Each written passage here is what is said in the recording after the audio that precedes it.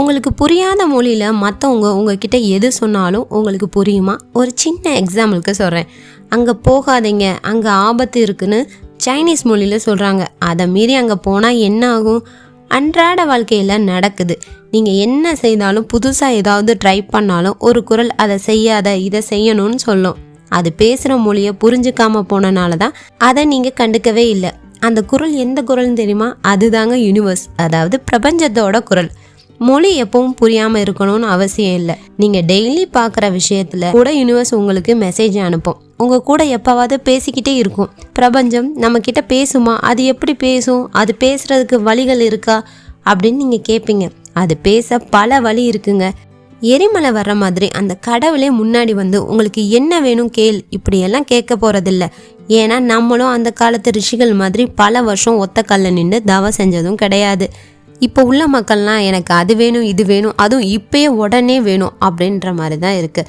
அதுவும் இப்போ கிடைக்கலன்னு வச்சுக்கோங்க, கடவுளே எனக்கு மட்டும் இப்படி ஏன் நடக்குது, நீங்கள் எல்லாருக்கும் கொடுக்குறீங்க, எனக்கு மட்டும் ஏன் இப்படி கொடுக்குறீங்க, என்னை மட்டும் இப்படி சோதிக்கிறீங்க அப்படின்னு புலம்ப ஆரம்பிச்சிருவாங்க. நீங்கள் கடவுளை நம்பினாலும் சரி, இல்லை யூனிவர்ஸை நம்பினாலும் சரி, இல்லை உங்கள் மனசுக்குள்ளே ஏதோ ஒரு ஹையர் எனர்ஜியை நம்பினாலும் சரி, எப்போதும் நமக்கான கைடன்ஸ் கிடச்சிக்கிட்டே இருக்குங்க.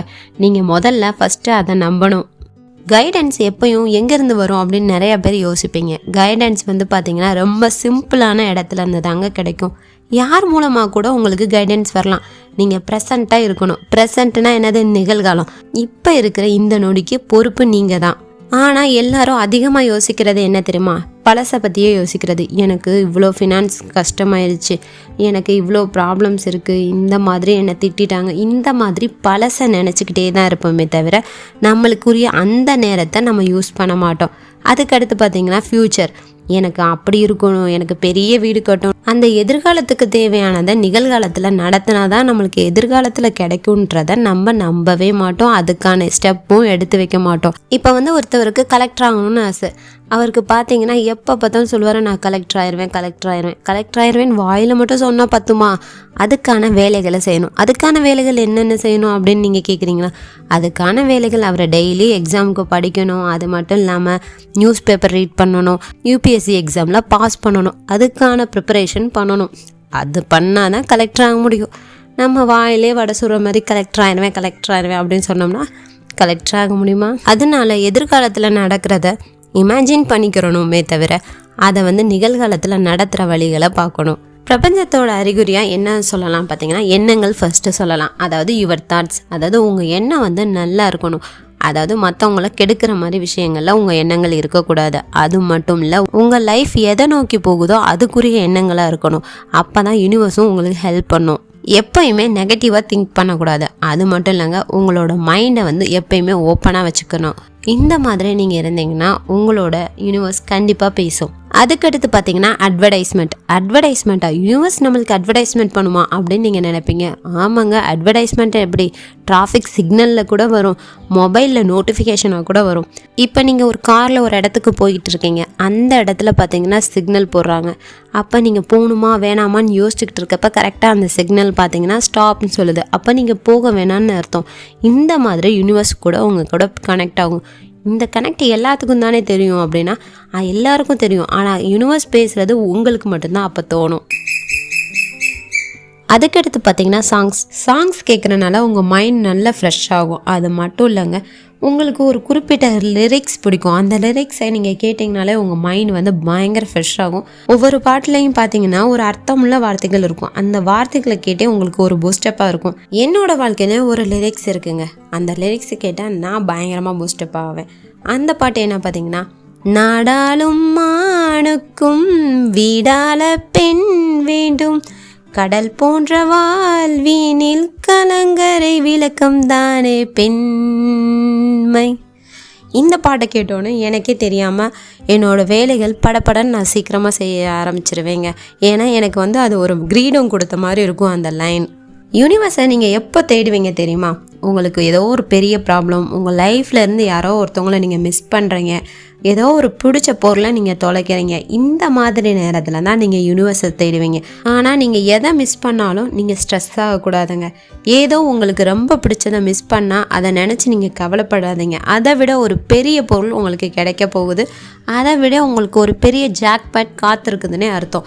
இப்போ பார்த்தீங்கன்னா ஒரு பிளான் பண்ணுவீங்க, அது ஃபெயிலியர் ஆயிரும். அதுக்காண்டி நீங்கள் ஃபீல் பண்ணாதீங்க, அதை விட உங்களுக்கு ஒரு சக்ஸஸான பிளான் நடக்க போகுதுன்னு அர்த்தம். இப்போ ஒரு பஸ் வருது, அந்த பஸ்ஸை மிஸ் பண்ணுறீங்க. மிஸ் பண்ணணும், ஐயோ பஸ் போச்சு அப்படின்னு நீங்கள் ஃபீல் பண்ணாதீங்க. இந்த பஸ்ஸில் போனால் நம்மளுக்கு ஏதோ ஆயிரும் அப்படின்றனால தான் நம்ம பஸ்ஸை மிஸ் பண்ணிட்டோம் அப்படின்ற மாதிரி நினைங்க. ஃபுல் எஃபெக்ட் போட்டு அதில் ஃபெயிலியர் ஆகிருப்பாங்க பாருங்கள் ஒரு பிஸ்னஸில், அந்த மாதிரி இருக்கவங்க ஃபீல் பண்ணக்கூடாது. இதை விட பெரிய சாய்ஸ் நம்மளுக்கு கண்டிப்பாக கிடைக்கும் அப்படின்றது தான் அர்த்தம். எந்த ஒரு பிஸ்னஸ்லையும் நம்ம சக்ஸஸ் ஆகலைன்னா நம்ம அன்லக்கியும் கிடையாதுங்க. இதை விட பெஸ்ட்டாக நம்மளுக்கு ஒன்று கிடைக்கிறதுக்கு சான்ஸ் காத்துக்கிட்டே இருக்குது அப்படின்றதான் அர்த்தம். அதுக்கடுத்து பார்த்திங்கன்னா உள்ளுணர்வு. நம்ம மனசு சொல்லும், இப்போ நம்ம ஒரு தப்பு செஞ்சாலும் நம்ம எல்லா வேலையும் செஞ்சு முடிச்சிட்டோம், ஆனாலும் நம்ம மனசு சொல்லும் இதில் இன்னும் நம்மளுக்கு ஃபினிஷ் ஆகலை அப்படின்னு நம்ம மனசு கண்டிப்பாக சொல்லுங்க. அதாவது எந்த உணர்வு சொல்லுதோ இல்லையோ, மனிதரோட மனசாட்சின்ற உணர்வு கண்டிப்பாக சொல்லும். ஏன்னா மனசாட்சி உணர்வு தப்பே போகாது, அது கூட யூனிவர்ஸோட மெசேஜாக கூட இருக்கலாம்.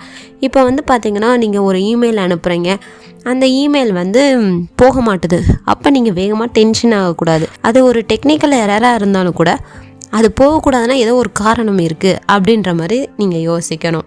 இப்போ உள்ள எல்லாருக்கிட்டையும் இருக்கிற ஒரே ஒரு தப்பு என்னென்னா, எல்லாமே வேகமாக நடக்கணும், எந்த வேலை செஞ்சாலும் வேகமாக இருக்கணும், அந்த மாதிரி இருக்காங்க. அதனால வேகமாக நடக்கணும், வேகமாக செய்யணும் அப்படின்றது தப்பு கிடையாது. ஆனால் எல்லாமே வேகமாக முடியும்னா எப்படி முடியும்? அதுக்கடுத்து பார்த்தீங்கன்னா ட்ரீம்ஸ். உங்கள் கனவில் யூனிவர்ஸ் தாங்க கண்டிப்பாக சொல்லும். உங்கள் கனவில் நல்லது நடக்க போகுதுன்னா யூனிவர்ஸ் கண்டிப்பாக சொல்லும். அது மட்டும் இல்லைங்க, ஒரு கெட்ட விஷயங்கள் உங்களுக்கு வரப்போகுதுனாலும் கண்டிப்பாக சொல்லும். அதை நீங்கள் தெரிஞ்சுக்கிட்டாலே போதும், உங்கள் லைஃப்பில் உள்ள ஸ்ட்ரகிள்ஸை நீங்கள் நார்மலாக கொண்டு வந்துடலாம். அந்த கனவுகளை காலையில் எழுந்திரிச்சு ஒரு பேப்பரில் எழுதி வச்சு பாருங்கள். இந்த கனவு வந்ததுக்கு ஏதோ ஒரு காரணம் இருக்கும்.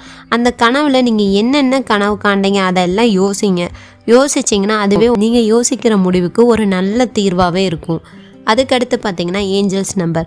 இந்த ஏஞ்சல்ஸ் நம்பர் நம்ம ரோட்டில் போகிறப்ப நம்ம வண்டியிலலாம் பார்த்துருப்போம். 111, 222, 333, 444, 1111. இந்த வாட்ச்லலாம் பார்த்தீங்கன்னா டைமிங் 1111 அப்படின்ற மாதிரிலாம் நிறைய பார்த்துருப்போம். இந்த ஏஞ்சல்ஸ் நம்பர் நம்ம எதையோ ஒன்று வண்டியில் போகிறப்ப யோசிச்சுக்கிட்டே போகிறப்ப அந்த நேரத்தில் இந்த ஏஞ்சல்ஸ் நம்பர்ஸ் நம்ம கண்ணில் காட்டுதுன்னா நம்மளுக்கு லைஃப்பில் ஏதோ ஒன்று ஏஞ்சல்ஸ் சொல்ல வருதுன்னு அர்த்தம்.